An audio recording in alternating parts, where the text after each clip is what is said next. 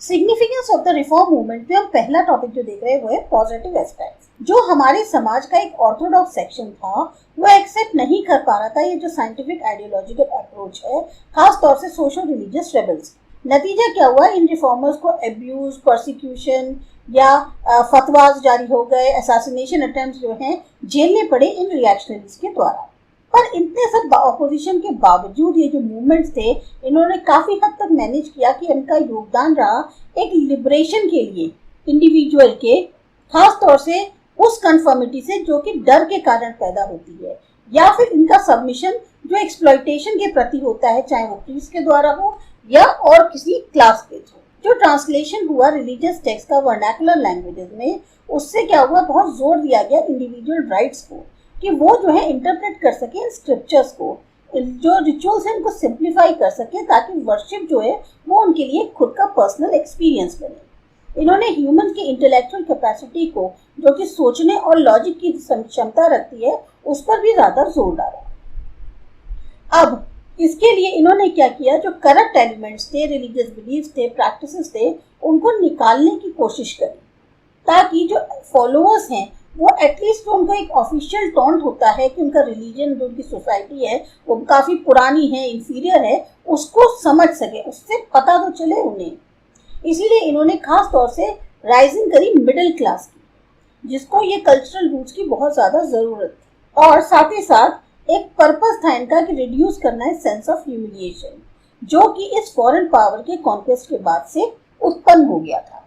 एक एहसास, खास तौर से जो स्पेशल नीड्स थी उस टाइम पे, मॉडर्न टाइम्स की साइंटिफिक नॉलेज, और साथ ही साथ प्रमोट करना मॉडर्न सेक्युलर और रेशनल आउटलुक को। तो ये जो एटीट्यूड था ये रिफ्लेक्ट कर रहा था एक बेसिक चेंज में, जो कि नोशंस पर आधारित था, पॉल्यूशन और प्योरिटी के। वैसे जो रिफॉर्मर्स थे उनका मेन एम जो था वो मॉडर्नाइजेशन था, ना कि आउटराइट करना वेस्टर्नाइजेशन को, जो कि पूरी तरह से इमिटेशन था वेस्टर्न कल्चरल वैल्यूज का। तो रिफॉर्मर्स ने ऑल टुगेदर कोशिश करी कि एक फेवरेबल सोशल क्लाइमेट जो है उसको क्रिएट किया जाए मॉडर्नाइजेशन के लिए। और इनका एक ये था कि जो मॉडर्न आइडियाज हैं और जो कल्चर हैं उनको भी जोड़ना चाहिए जो इंडियन कल्चरल स्ट्रीम्स हैं उनके अंदर।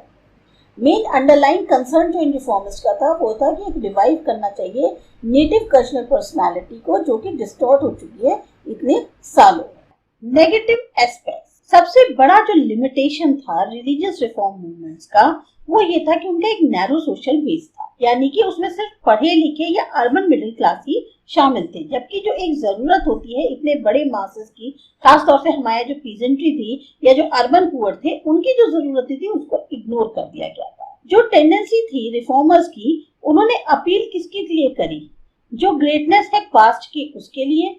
ये रिलाई कर रहे थे स्क्रिप्चरल अथॉरिटी पे और एनकरेज कर रहे थे मिस्टिसिज्म को एक नए परिधान में। इन्होंने जो सीडो थे साइंटिफिक थिंकिंग होती है, फेक या फॉल्स साइंटिफिक थिंकिंग, उसको ज्यादा बढ़ावा देने की कोशिश करी। लेकिन इन सब के बावजूद भी साथ ही साथ ये कह सकते हैं इन्होंने एक चेक रखने की कोशिश करी कि पूरा एक्सेप्टेंस जो है, जो कि एक जरूरी थी, जरूरत मानी जा सकती थी मॉडर्न साइंटिफिक आउटलुक की, उसकी जो जरूरत थी उसके ऊपर की वो पूरी तरह से एक्सेप्टेंस हो उसकी, उस पर इन्होंने जो है कहीं ना कहीं चेक रखा।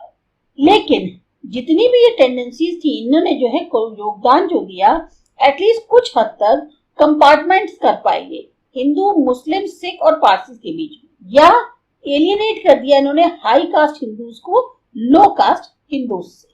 मेनली जो जोर था वो था रिलीजियस और फिलोसफिकल एस्पेक्ट्स पर, खास तौर से कल्चरल हेरिटेज के, जिसको कि कहीं ना कहीं मैग्नीफाई किया। लेकिन ये जो मैग्नीफाई हुआ वो किस वजह से हो पाया, क्योंकि इनसफिशिएंट तौर पर एम्फेसाइज जो है और एस्पेक्ट्स जो कल्चर के थे उन पे नहीं किया गया, जैसे art, architecture, literature, music, science और टेक्नोलॉजी, इन पे उतना ज्यादा एम्फेसाइज नहीं किया, तभी कल्चरल हेरिटेज को ज्यादा मैग्नीफाई करता है। अब चीजें और ज्यादा खराब हो, जो हिंदू रिफॉर्मर्स थे उन्होंने ये कहा कि हम जो मतलब उनकी जो प्रेस थी वो थी इंडियन पास्ट को लेके, खास तौर से एंशिएंट पीरियड, और ये मानते थे कि मिडिवल पीरियड जो है वो दौर था जिसमें डिकेडेंस हुई। तो इससे क्या होगा, एक नोशन जो है दो लोगों के, सेपरेट लोगों के बीच में एक सिद्धांत जो है वो खड़ा हो गया एक तरफ। दूसरी तरफ क्या हो गया कि बिना किसी क्रिटिसाइज्म के या क्रिटिसिज्म के जो प्रेज किया जा रहा है पास्ट को, वो लो कास्ट सेक्शन जो सोसाइटी का था उसको एक्सेप्टेबल नहीं था, क्योंकि उन्होंने रिलीजियस एक्सप्लॉयटेशन जो है सफर किया था एंशिएंट पीरियड में बहुत ज्यादा। जो पास्ट है उसने अपने आप ही इनको कंपार्टमेंट्स में कर दिया, और वो भी पार्टीशन बेसिस पे। अब बहुत सारे जो मुस्लिम्स थे मिडिल क्लास के, वो जो है इस हद तक चले गए कि उन्होंने जो हिस्ट्री थी वेस्ट एशिया की, वो ये उसकी तरफ मुड़ गए अपने ट्रेडिशंस के लिए और मूवमेंट्स ऑफ प्राइड के लिए। तो जो प्रक्रिया रही एवोल्यूशन कहना चाहिए कंपोजिट कल्चर का यानी मिक्स कल्चर का, जो कि पूरी इंडियन हिस्ट्री में हमें देखने को मिलता है, वो ये बताता है कि हम जो है कहीं ना कहीं अरेस्ट हो गए, जो ये राइज हुआ एक और फॉर्म कॉन्शियसनेस की उससे। जैसे कम्युनल कॉन्शियसनेस जो है साथ साथ नेशनल कॉन्शियसनेस के ये मिडिल क्लास में चल रही थी, अलोंग जो है वो मिडिल क्लास की चल रही। और फैक्टर्स भी जो है जिम्मेदार है जिसके कारण बर्थ हुआ कम्युनलिज्म का। लेकिन तब भी जो नेचर था रिलीजियस रिफॉर्म मूवमेंट्स का, उसका भी काफी हद तक योगदान रहा। जितना भी स्ट्रगल हुआ, एंड में एक नई सोसाइटी इंडिया के अंदर इवॉल्व